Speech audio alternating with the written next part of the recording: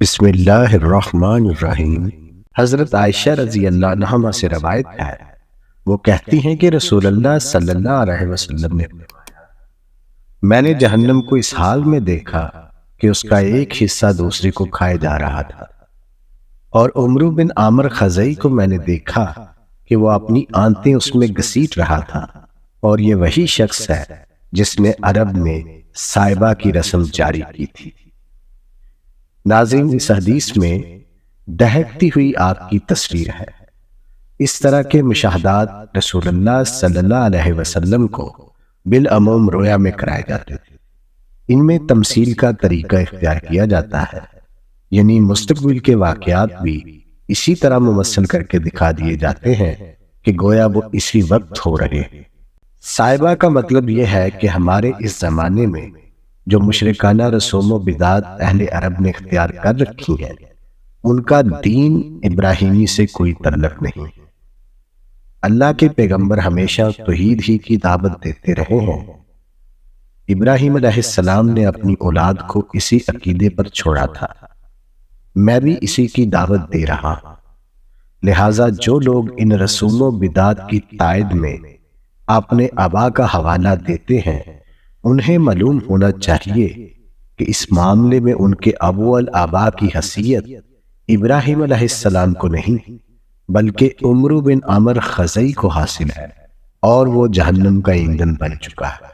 ایک دوسری روایت میں ابو ہریرہ رضی اللہ عنہ کہتے ہیں، میں نے رسول اللہ صلی اللہ علیہ وسلم کو اقسم بن جون خزائی رضی اللہ عنہ سے کہتے ہوئے سنا، اے اقسم، میں نے دوزخ میں عمرو بن لہی بن کما بن خندف کو دیکھا کہ وہ اپنی آنتیں آگ میں گھسیٹ رہا ہے۔ میں نے تم سے زیادہ کسی کو اس سے مشابہ نہیں دیکھا۔ اقسم نے یہ سنا تو پوچھا، یا رسول اللہ، اس کے ساتھ میری مشابہت کہیں مجھے نقصان نہ پہنچائے؟ آپ نے فرمایا، نہیں، تم تو مومن ہو اور وہ کافر تھا۔ آپ نے بتایا کہ یہی وہ پہلا شخص تھا جس نے اسماعیل علیہ السلام کے دین کو بدل ڈالا، بتوں کے آستانے بنائے، اور بحیرہ، سائبہ، وسیلہ، اونٹنی اور ہان اونٹ کو بتوں کے نام پر آزاد چھوڑنے کی رسم جاری کی۔ ناظرین، اس روایت میں بھی وہی عمرو بن عامر ہے جس کا ذکر یہاں عربوں کے طریقے پر باپ کی بجائے دادا کی نسبت سے کر دیا گیا ہے۔ نبی صلی اللہ علیہ وسلم نے بھی ایک موقع پر اسی اسلوب میں فرمایا تھا، انا ابن عبد المطلب۔ ناظرین، بحیرہ اس اونٹنی کو کہتے تھے جس سے 5 بچے پیدا ہو چکے ہوتے اور ان میں سے آخری نر ہوتا۔ اسی اونٹنی کے کان چیر کر اسے بتوں کے نام پر آزاد چھوڑ دیا جاتا تھا۔ سائبہ اس اونٹنی کو کہتے تھے جسے کسی منت کے پورا ہو جانے کے بعد بتوں کے نام پر آزاد چھوڑ دیا جاتا تھا۔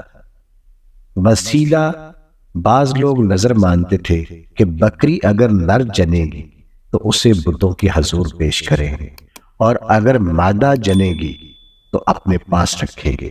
پھر اگر وہ نر و مادہ دونوں ایک ساتھ جنتی تو اس کو وسیلہ کہتے، اور ایسے نر کو بتوں کی نظر نہیں کرتے تھے۔ حام اس سانڈ کو کہتے تھے جس کی سلب سے کئی پشتیں پیدا ہو چکی ہوتی، اسے بھی بتوں کے نام پر آزاد چھوڑ دیتے تھے۔